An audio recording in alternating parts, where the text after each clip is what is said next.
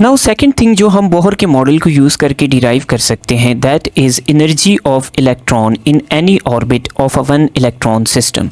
तो one electron system के किसी भी शेल में अगर इलेक्ट्रॉन मूव कर रहा है तो वो जिस एनर्जी के साथ मूव कर रहा है हम उस एनर्जी को भी कैलकुलेट कर सकते हैं। Now energy is the sum of potential energy and kinetic energy. So the value of potential energy for one electron system is minus ZE square by 4 pi epsilon naught R।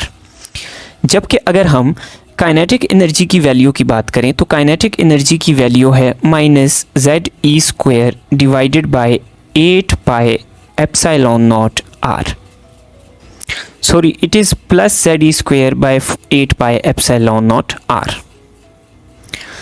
तो अगर हम potential energy और kinetic energy में relation देखें तो हमारे पास potential energy is equal to kinetic energy multiply by -2।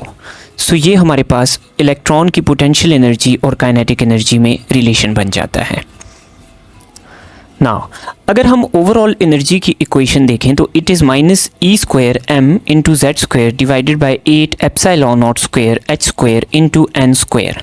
So now energy electron की नेगेटिव में होगी हमारे पास। तो अगर इलेक्ट्रॉन किसी भी शेल में है तो एनर्जी क्या है, नेगेटिव है। उसकी वजह क्या है? उसकी वजह यह है कि हमारे पास फॉर एग्जांपल एक इलेक्ट्रॉन फ्री पड़ा है, this is nucleus of atom और दीज आर एनर्जी शेल्स। तो एक फ्री इलेक्ट्रॉन की एनर्जी को हम आर्बिट्ररीली ज़ीरो लेते हैं। तो जब एक इलेक्ट्रॉन ज़ीरो एनर्जी से न्यूक्लियस के करीब आता है तो हमारे पास इसकी एनर्जी कम होती है। तो जब ज़ीरो से एनर्जी कम होगी तो वो नेगेटिव वैल्यू में आएगी, इसलिए अगर कोई इलेक्ट्रॉन शेल के अंदर मौजूद है तो उसकी एनर्जी नेगेटिव होगी। नाउ हमारे पास जेड स्क्वायर और एन स्क्वायर वेरिएबल हैं, जबकि e square m divided by 8 epsilon not square H square constant हैं। तो जब हम इन कॉन्स्टेंट्स की वैल्यू डालते हैं तो किसी भी वन इलेक्ट्रॉन सिस्टम के लिए हमारे पास एनर्जी की इक्वेशन आती है -2.178 into 10 raise to the power -18 joules multiply by atomic number square divided by shell square. या अगर हम इसको किलो जाउल पर मोल में लें for any one electron system तो ये आती है -1313.13 kilo joules per mole multiply by Z square divided by n square. So यूँ हम किसी भी शेल की एनर्जी कैलकुलेट कर सकते हैं for any one electron system. So one electron system के लिए हमने यहाँ पर एटॉमिक नंबर और नीचे क्या डालना होगा, atomic mass. Now I have previously discussed कि वन इलेक्ट्रॉन सिस्टम्स में हम ज़्यादा डिस्कस करते हैं हाइड्रोजन के एटम को। तो अगर हम हाइड्रोजन के एटम के लिए इस इक्वेशन को स्पेसिफिकली लिखेंगे तो फिर हम कैसे लिखेंगे?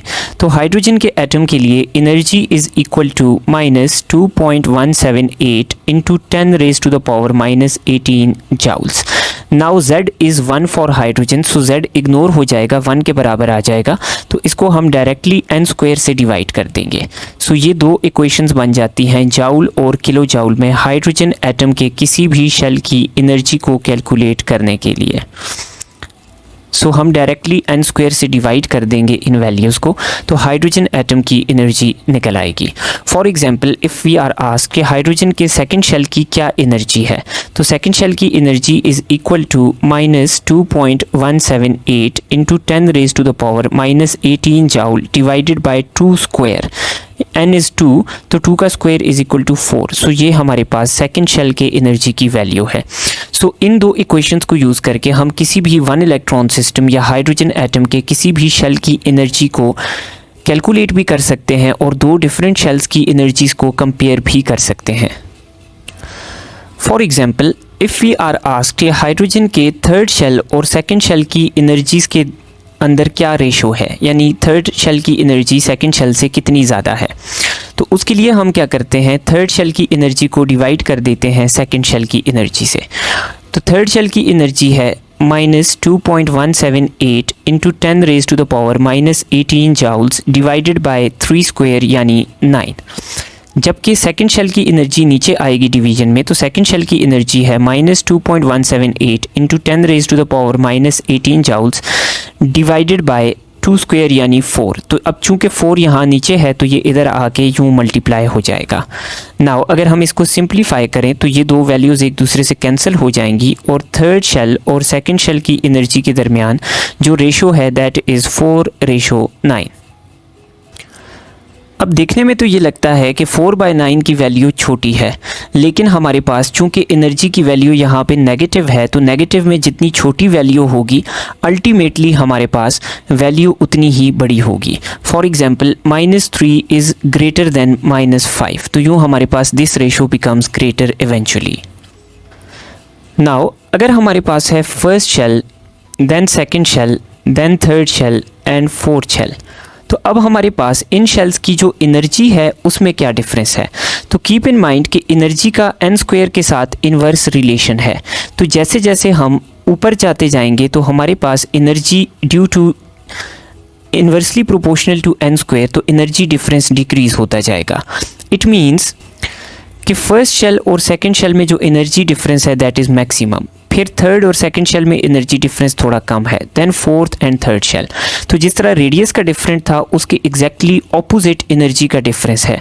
तो एनर्जी के डिफरेंस की क्या हमारे पास रेशो है, सेकंड शेल और फर्स्ट शेल की एनर्जी का डिफरेंस मैक्सिमम है, देन थर्ड शेल और सेकंड शेल की एनर्जी का डिफरेंस सेकंड नंबर पे है, then fourth and third shell, और इसी तरह हमारे पास सो ऑन ये कंटिन्यू होगा ट्रेंड।